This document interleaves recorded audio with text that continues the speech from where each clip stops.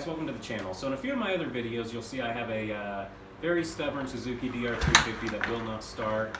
I've tried bump starting it, I've tried crossing my fingers, I've tried getting religion involved. So far nothing's working, all I'm getting is a really sore right leg. So I performed a compression test a few weeks ago and determined it's likely in need of a top-end service. New piston rings, new gaskets, etc. Before I ordered the kit, I wanted to do some more troubleshooting. So yesterday I had a little bit of free time. I went ahead and cleaned the carb. I checked and adjusted the valve clearances. I adjusted the decompression cable, and I also checked the ignition coil. Now unfortunately I didn't record any of it as I wasn't really planning on doing the work yesterday. It just kind of happened. I was, organizing my garage and got sidetracked with the bike, and before I knew it, I was already pretty deep into the work, so didn't get the camera out. So, but today I'm going to go back through some of it and show you guys how to do it, because it's really easy work. These bikes are old; they're easy to work on. If you have one and it's giving you trouble starting, consider doing some of this. It's really easy; it doesn't cost you anything. Worked for my bike; it starts up like a dream now, and I'm really happy it didn't cost me anything, and it was a really easy job. Okay, so in order to test the ignition coil, you want to get your multimeter out. You don't need a fancy one. This one I got for free at Harbor Freight. You just need something that can measure ohms, which is resistance. So what you're going to want to do is just pull the boot off your spark plug, and then back here there's a wire. You want to go ahead and disconnect that. I'll show you which wire we're talking about.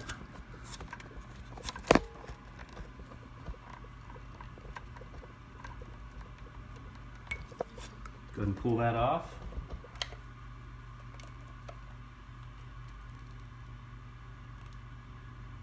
So with your leads right there, you want to go ahead and take your measurement.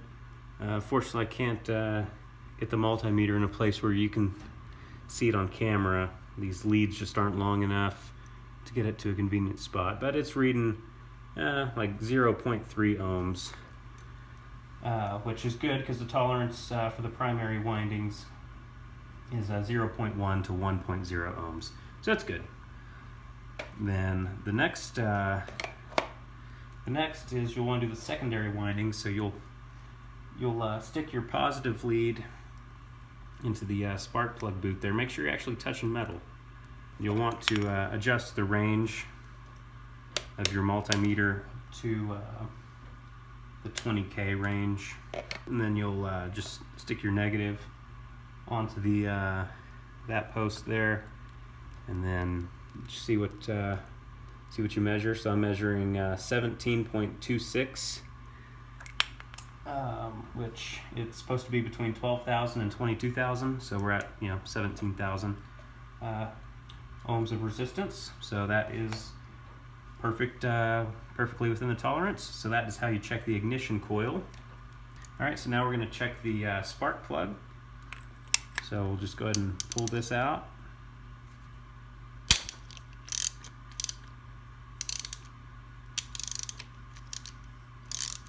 Alright, so we've got the spark plug removed, and I've got it resting on the engine here because you need it touching something metal on the bike to ground. So just go ahead and pull the spark plug out, put it in the boot, and have it touching something metal. And then kick it over, and you can see the spark. Might not be able to see it on the video, but it's sparking. So that's how you check the spark plug. When you check the spark plug, make sure you reconnect this wire. It's easy to overlook that and you'll be wondering why you don't have a spark. Okay, so now we're going to take the valve covers off. Use your 10mm socket.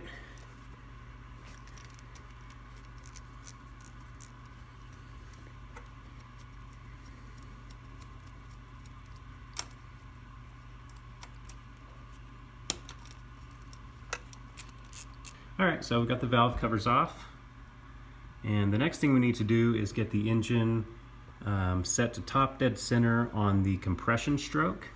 So I'll show you how we do that. So you want to get your Allen wrench out, take this cover off. It's on there pretty tight, so we'll certainly need some more leverage.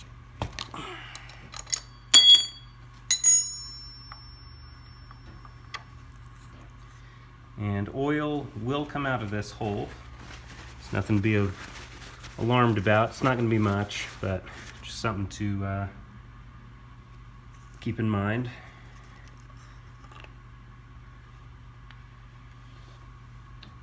While you're in there, make sure that O-ring looks good. This one doesn't look too bad.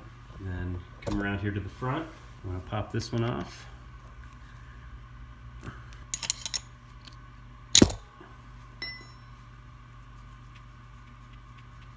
Oil will seep out of this one, but not a ton. So this one here is an inspection port, so you can look for the timing mark. You can spin the motor over with the Kickstarter, but it's not very accurate. Just stick a socket here and turn the engine counterclockwise. That's the way the engine normally turns. So it doesn't take hardly anything to turn it. You'll want to watch your intake valves when you're doing this. We want these intake valves to go all the way down and then come all the way back up. And then the point where they stop moving up is top dead center on the compression stroke.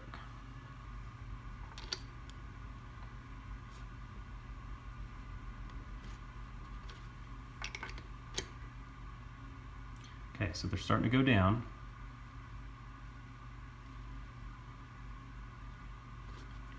So we want to watch for them to come all the way back up.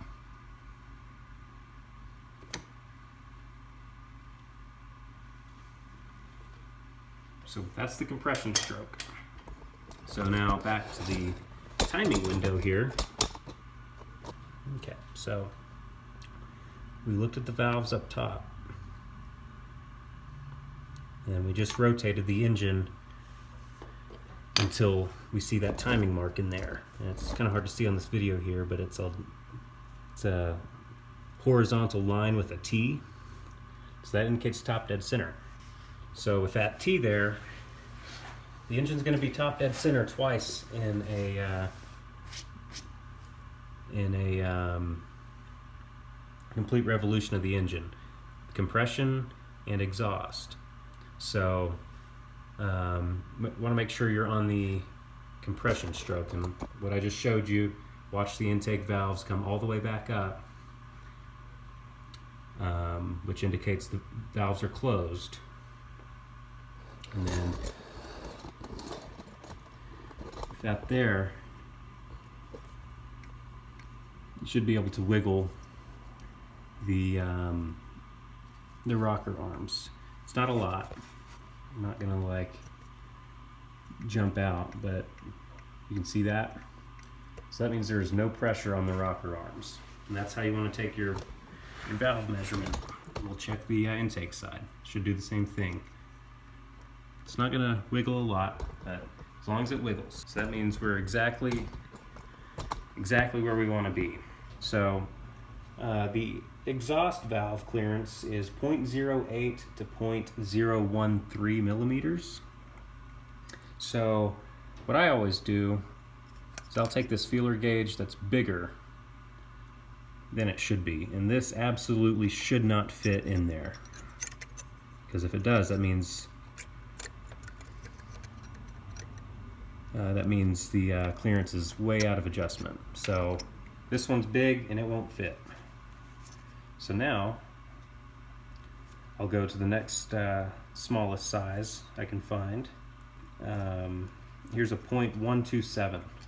0.13 is the maximum tolerance. So if this fits in, great, but it's still on the edge of what it should, and it'll kind of fit in. So again, we'll just go to the next smallest one. Here's a 0.102. So this is right in the middle of the acceptable range. So this should just slide in. If it does, yep, So that is exactly where I want it to be. No surprise there, because I did do this yesterday. Just didn't catch it on camera. So there are two that you need to check. There's this one, then there's this one. I'm not even going to check the other one because I literally just did it yesterday. I'm just doing this for the video. So now we'll switch over to the intake side. And then same thing. So the intake valves are 0.05 to 0.10 millimeters. So I'll use this same exact one, which is 0.102, and it shouldn't fit under there because it is technically too big. It barely fits, but I have to force it. So we'll go to the next smallest one. Okay, here's a 0.076, which, as I said, the clearance is 0.05 to 0.10. So this is right in the middle, and it should just slide in there relatively easy. It helps if I had better angle on it. This camera's in the way. See how it just slides in there? Now, if it slides in there too easy and you can't feel anything, you've got a problem there. But this is, there's a little bit of resistance on it. That's what you want, just a little bit of resistance. So, again, this isn't a surprise because I did this yesterday. This valve here was 0.127, so it was off by a lot. So I went ahead and adjusted those.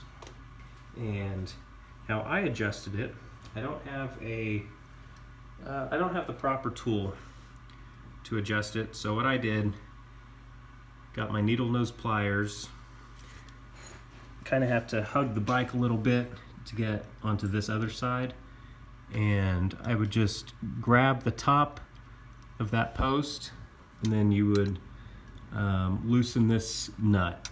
Just loosen it just enough, and then what you can do is you just turn the top of this post to tighten it or loosen it. And then what I did is I just put the feeler gauge in there and tightened it down to where I could pull the feeler gauge out, and then I just retightened this nut.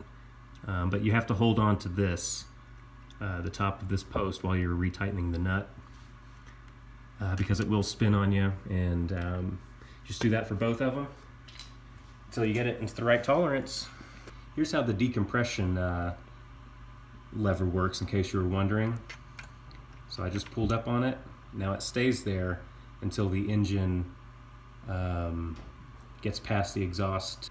Alright, so to adjust the decompression lever, which is this right here, you'll want to loosen these two nuts, and then you'll want to stick, I just use my thickest feeler gauge in there, and I just set it at that length.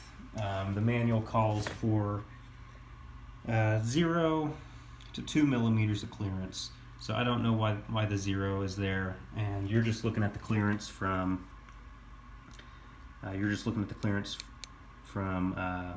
this adjuster touching this stop here. That's it. Okay, and then the other thing I did is I cleaned the carb.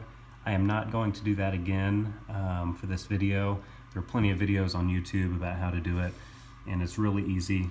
Take that screw out, loosen up your nuts on the throttle cable, disconnect it here, and then just pull the whole thing out. You'll have to wiggle this boot, or not boot, you have to wiggle this duct here out of the way, but it's very easy to take out. And then what you'll end up doing, you'll take that screw out, and then the screw on the other side out. Once you have it off, that's your fuel bowl. Everything you need to access is in there, and it's really easy to clean it all out. Mine was pretty clean. Alright, well, thanks for watching. Like I said, really easy work, doesn't cost you anything. If you like the video, please leave me a comment, like, subscribe, and I'll see you on the next video.